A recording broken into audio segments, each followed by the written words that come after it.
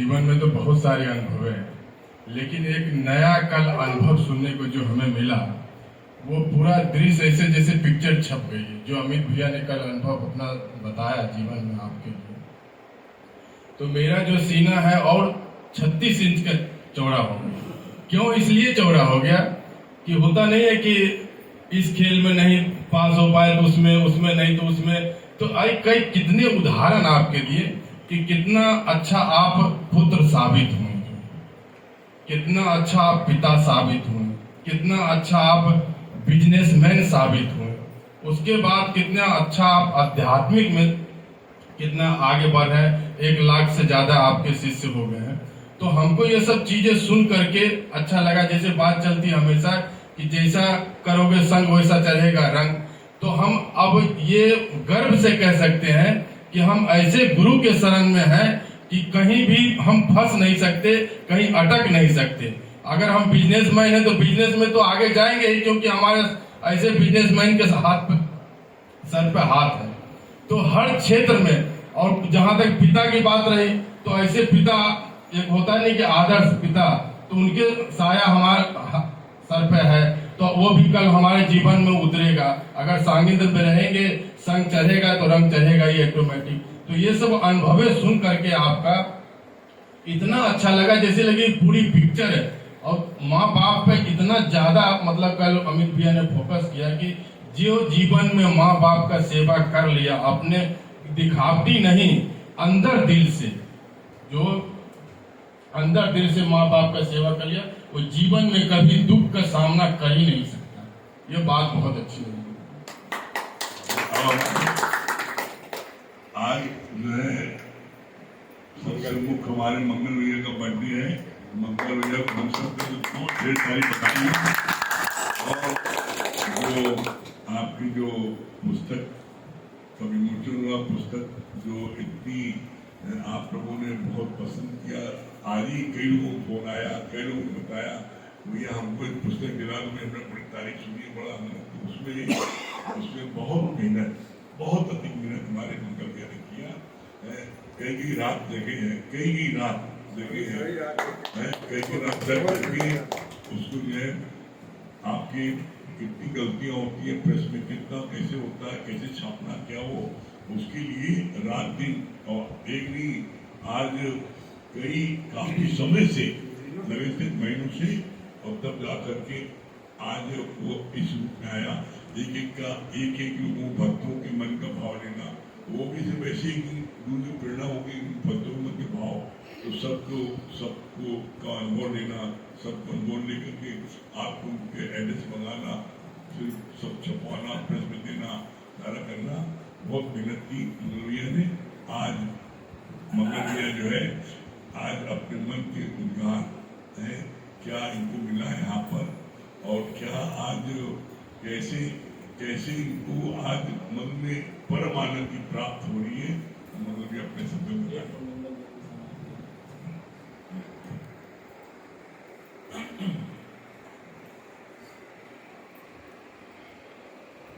जिसके हृदय में गुरु के लिए श्रद्धा अपार, जो करता है सत्संग से बेहद प्यार, और हर पल सेवा के लिए रहता है तैयार, ऐसे सेवाधारी को मेरा प्रणाम बार।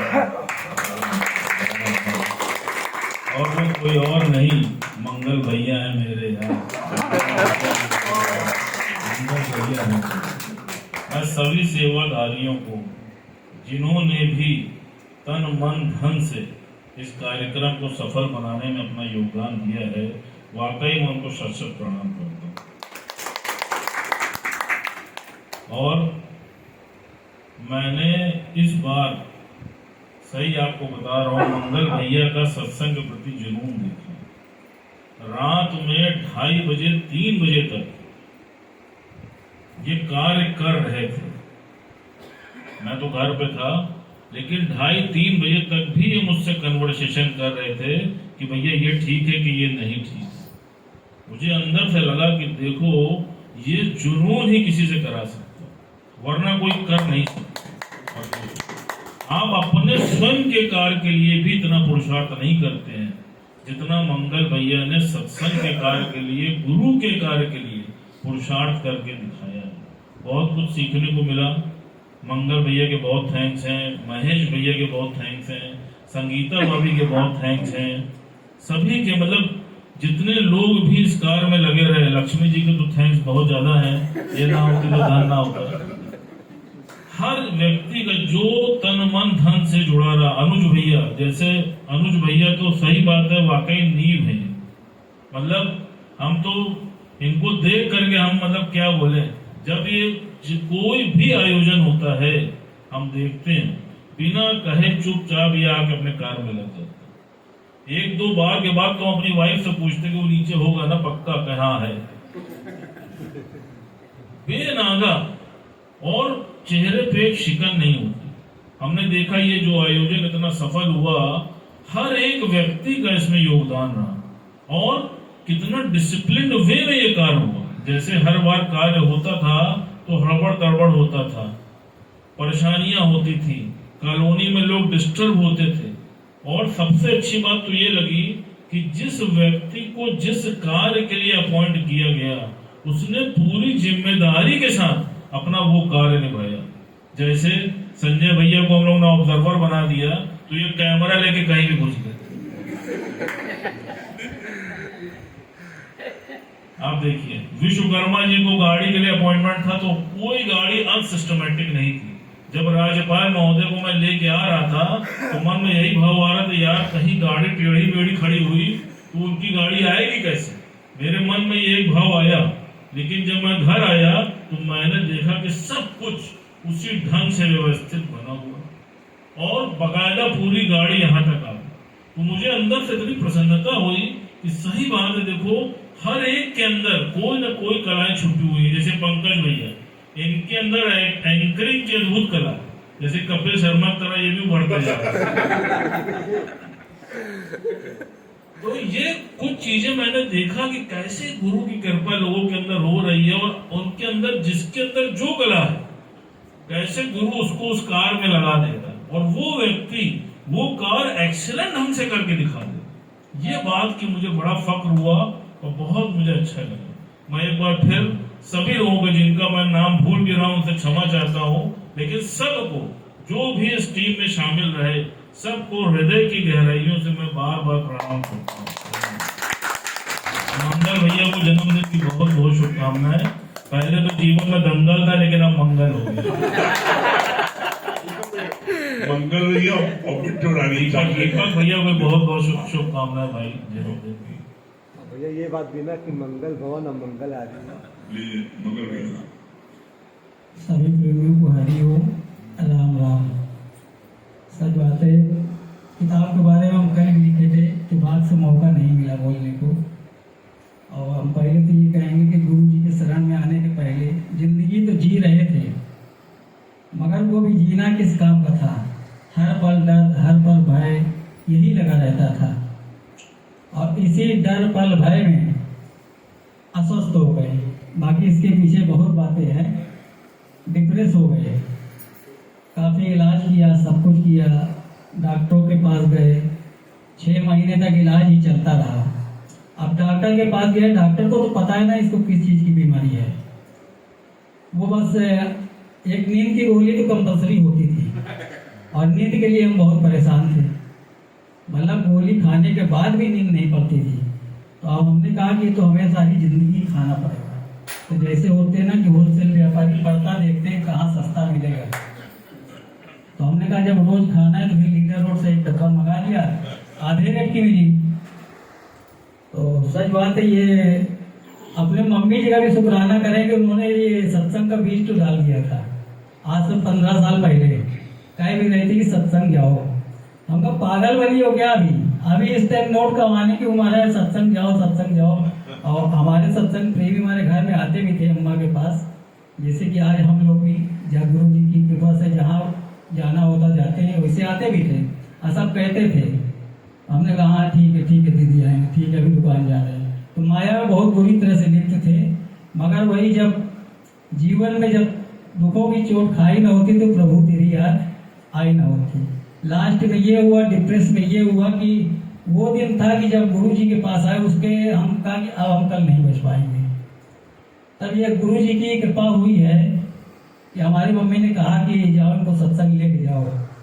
हमसे पहले फ़ोन किया, हम कहा यहाँ चल नहीं पा रहे, तुम सत्संग की बात कर रहे हो, कहीं हम बबलू को भेज रहे हैं, बबलू के साथ जाओ। 3-4 दिन बेचारा, उसके भी बहुत शुक्राने करेंगे, गाड़ी में लाद के लाता था हमें। और पहले ही दिन हम यहाँ पे आए हैं तो हमें यहाँ पे गुरु जी की वाणी लगी थी, फिर गुरु जी भी आए। ये सुन के मतलब जो चीज़ अंदर थी भरी हुई थी वो निकली हुई है। हमने कहा कि अब हमारा जो है असली डॉक्टर मिल गया है, अब हम यहाँ से अब जो है ठीक होंगे। तो गुरु जी से आके मिले जाने लगे, तो मिलाए, हमें तो पता नहीं था कि हम आए नहीं थे, तो मिलाए तो गुरु जी ये कहा कि 30 दिन लगातार बिना नागा के आना। तो ऐसा ही एक हुआ कि हमने कहा कि डॉक्टर तो जिस टाइम बुलाएगा तो उसके यहाँ 4 घंटा बैठना पड़ता है। अगर गुरु जी हमें आधे घंटे के लिए रोक डेली बुला रहे थे, वैसे भी दुकान वगैरह नहीं बैठते थे, 7-8 महीने तक बिल्कुल नहीं बैठे। मतलब हमें किसी की बात ये अच्छी नहीं लगती थी, तो कोई हमसे कोई बात ना करे, बस चुप्पे। डिप्रेस का मतलब वही बात को बार बार याद करना, चादर ओढ़ के सोए रहते थे, जब सोए रहते तो और बातें याद आती थी।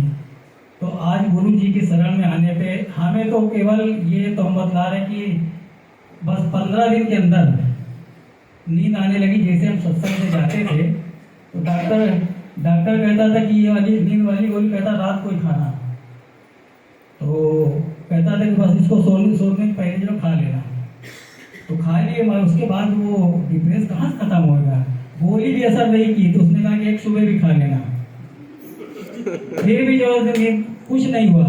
बच्चे लोग हैं, ये कहते पापा गुरु जी की वाणी लगा दे, ये लगा दे, आप सुनो, इसको सुनो, कुछ भी लगा दो, कुछ नहीं हुआ। जब गुरु जी की शरण में आए तब इनकी वाणी सुन के एक एक चीज वही ना अंदर भरा हुआ था, एक एक चीज निकलता गया, तो हल्के होते गए बिल्कुल, कि बिल्कुल मतलब इतने हल्के होते गए।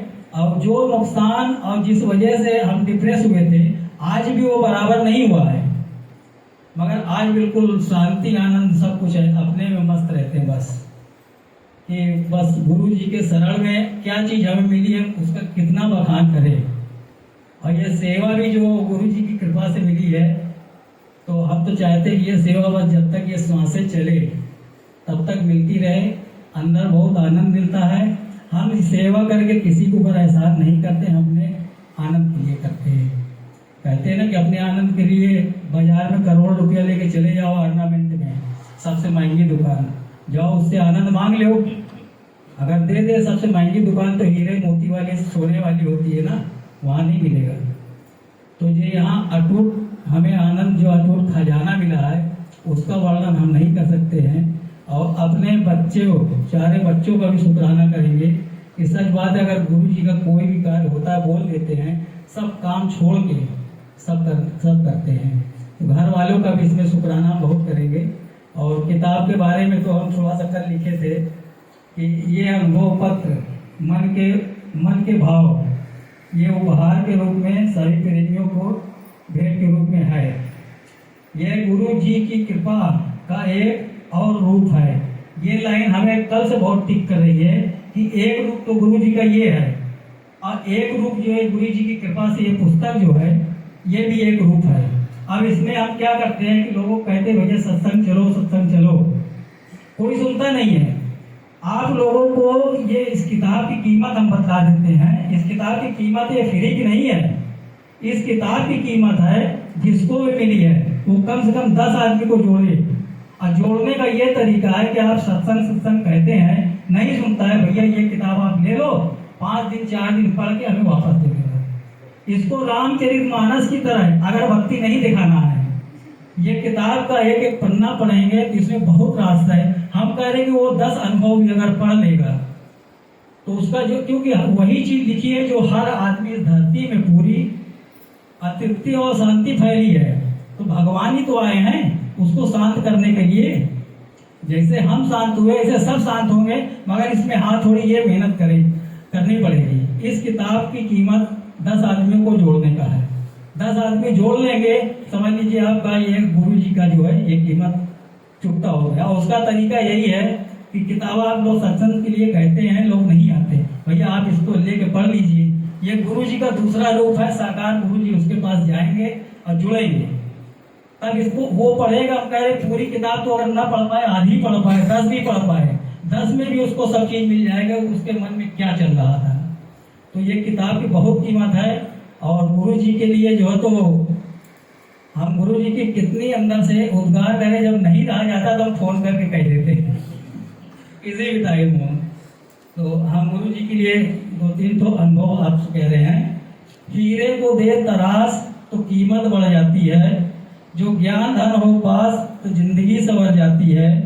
यदि फल फूल रखो गुरु के आगे तो प्रसाद बन जाता है, और अगर प्रेमी झुके सदगुरु के आगे तो वो भगवान बन जाता है। गुरु वो नशा है जो कभी छूटता नहीं, गुरु वो भरोसा है जो कभी टूटता नहीं। बैठ जाओ एक बार मेरे सदगुरु की नैया में, ये वो कश्ती है जो मझधार में कभी डूबता नहीं।